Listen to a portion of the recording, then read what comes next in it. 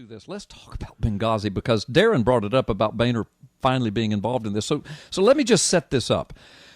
So we've got 2 years ago, we've got Chris Stevens, our ambassador. Mm-hmm. Now, folks, I'm not going to be too graphic because I know we have kids listening, but just hear me. This is in the news. This is fact. Chris Stevens molested, let me say it like that, tortured, and then murdered in the streets, okay, by crowds of people. Molested, tortured, murdered. Yeah. Our American ambassador, the embassy torched, people killed, destroyed. Right. The Obama administration, within hours and then over the next several days, deny.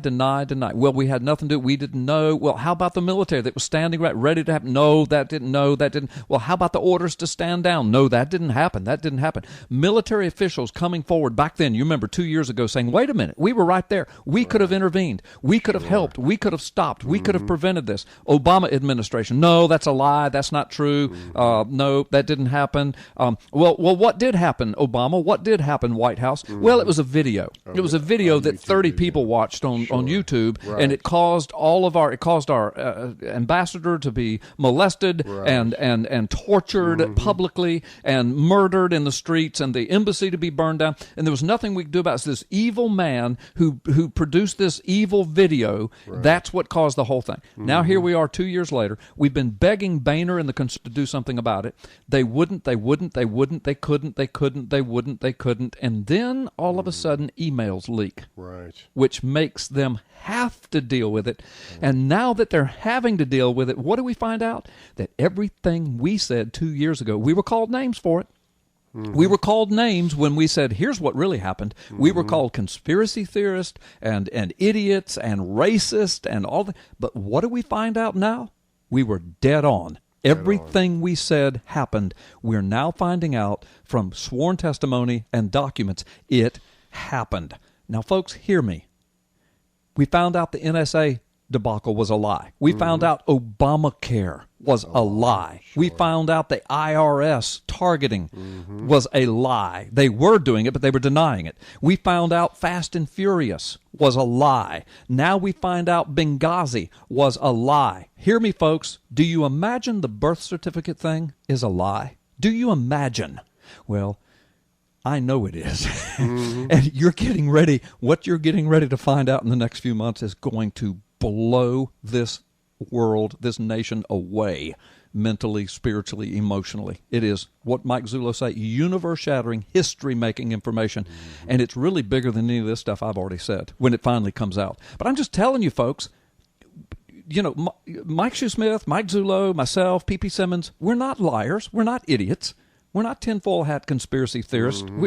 We research, we think, we investigate. We can be wrong sometimes, and when we are, we get it right. But so far, on all of this stuff, we've been dead on correct. All of that happening under the direct care and auspice of the liar-in-chief, who said in recorded interviews, there is not a quote-unquote smidgen of corruption in the IRS. That's what he said.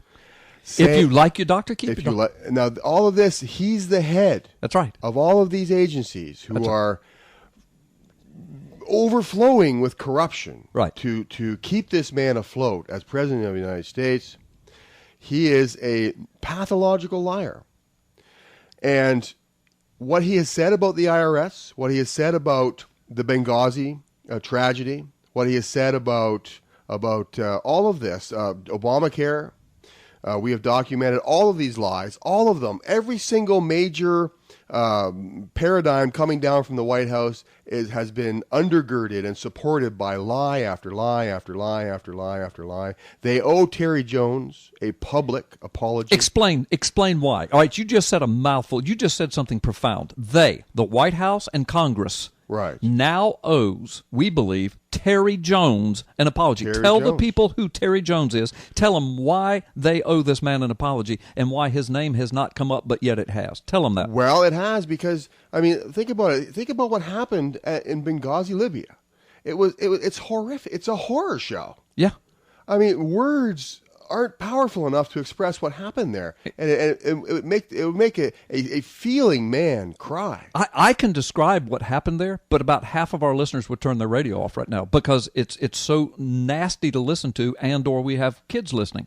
So, but it's that horrible. But how does this tie into this guy named Terry Jones? Well, with all of that happening, they have the gall and the audacity to blame it on a YouTube video created in part by a pastor in Florida, Terry Jones. Pastor Terry Jones, everybody knows him as the Koran-burning pastor, but he's a man of God. He loves the Lord, and they made this video. Now, he is there may be better ways of getting his message out. We may not agree with the way he does it, but his First Amendment guarantees that he can do it. Yeah, and stop right there, and I'm going to let you go on with the story, but let me remind the people. P.Simmons Ministry, Brandon Big B, has actually interviewed Terry Jones on camera once, and I think with P.Simmons Radio another time, I believe. Isn't that correct? We'll have to double-check that. I'm almost positive he did. Yeah, sure. Yeah. Yes, he did. He did, fact, yeah. I remember that. And so Brandon Big B has interviewed Terry Jones twice, once on camera.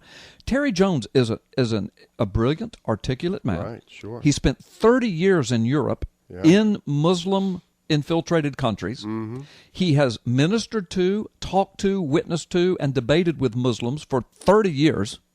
So then he comes back to America, and he sees that what happened in Europe is happening exactly the same way with the Islamic radicals in America.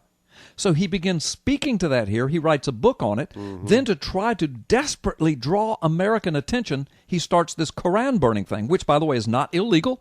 And by the way, it's not unbiblical either. As a matter of fact, it's very biblical. According to Acts 19. Acts 19. Sure. Yeah. And so he does this, and the media immediately brands him as a racist, an idiot, an Islamophobic whack job. But when you talk to him, you realize this guy, he's the same as you and I are. I've met him. I have interviewed him. I have shaken his hand. Yes. He's a man of honor and dignity. He was a presidential candidate. Yes, he sure was. And I just want to say about Terry Jones' involvement in all this Benghazi thing, he is owed one gigantic apology. Yes. He's been dragged through, a private citizen, dragged through the mud. And lied about by our president and by his administration. Without cause. Yep. If anybody in this country is owed an apology, it's Pastor Terry Jones. I say we rally for this. Come on, who's with me? I'm telling you. Are you with me? Well, we were doing it right now. And we're begging people that are listening to us, P.P. Simmons News and Ministry Network, Facebook folks, social networking, tell people about this. Right. You're not going to hear his name probably on the news. Maybe Fox, they might mention his name. Yeah. But the mainstream media, when they're talking about these film producers, now see, the evidence is now coming up in these congressional hearings. The film didn't have anything to do with it. Nothing to do with it. No. Which means they lied about Terry Jones.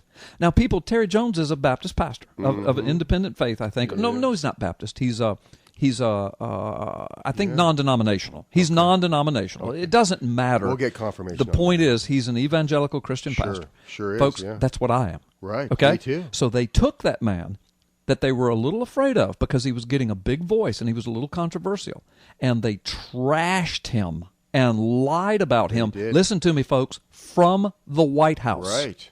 From the White House. And now these congressional investigations of the last 2 days are confirming. I mean, it's a no-brainer now. Yeah. Terry Jones didn't have anything he's been to do with it. Completely vindicated, and he is owed an apology, from a public apology. Yes. He was trashed publicly. The apology must be public, and we demand it here today. That's what we're saying. That's right. That's what we're saying. So anyway, that's why, Darren was saying, praise God for Boehner. He's finally doing it. Okay, I agree with you, Darren. I do. Right. However, I'm still hot under the collar with John Boehner because Terry Jones, and this is not the only reason I'm hot under the collar with John Boehner. I mean, let me put it like this. Chris Stevens was abused, molested, tortured, and murdered, and he is a U.S. ambassador, and John Boehner refused to deal with an investigation of it. Right. Sure. And now that the investigation's going because it had to, because of document leaks, now we discover that the man they hung it on, one of the men, there's a couple of people they were kind of hanging it on.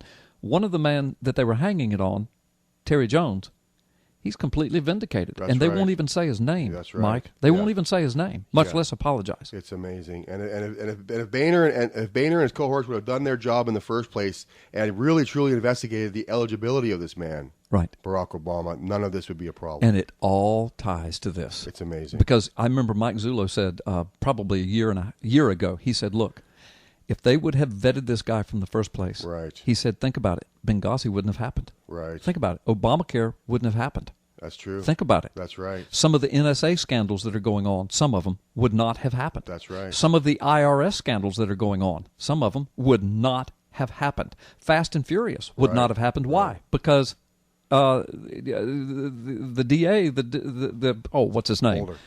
Eric Holder wouldn't be in office. Right. That probably wouldn't have happened. I mean, we can go on down the road. See, elections matter. That's the right, Constitution gives qualifications for president. It matters. Mm-hmm. And when we discovered early on that this man had all of his identifying documents locked down, to this day, people, I wish somebody would call up and call me a liar on this. Mm-hmm. We don't know where he's from. We don't know who he is. No, we sure don't. Somebody call up and call me a liar, please. I'm begging you. I would never dare. Call me up and tell me I'm a liar that no one officially knows where he's from. Please call me up and tell me I'm a liar. True. It's because, boy, do I have something for you, especially in the next couple months you will discover. Yeah. But the point is, as you just said, if they had done their job, if Congress had done their job, the Constitution says that Congress is supposed to determine the eligibility once it comes back from the Electoral College. Mm-hmm. It is their responsibility. I think it's Amendment 20. I believe that's where it is, or Article 20. Excuse me. I believe it's there. I've read it. I've seen it. I've read it several times. I'm just not remembering exactly where in the Constitution. But Congress is supposed to do it. Listen, we've had several federal courts. When all this Obama eligibility stuff went to them, you know what they ruled? This is Congress's responsibility according to the Constitution. Sure it is. Mm-hmm. So see, Darren, that's why I'm very, very distraught with John Boehner. Right. Even though you're happy he's doing the Benghazi, and I agree with you, Darren. I'm not trashing what you said. I'm just saying I am not happy with this man at all. Mm-hmm. The only reason he's doing the Benghazi investigation right now is because he had to. Right. Because he had to. Mm-hmm. Well, I'll tell you what we've got to do. We've got to take a time out.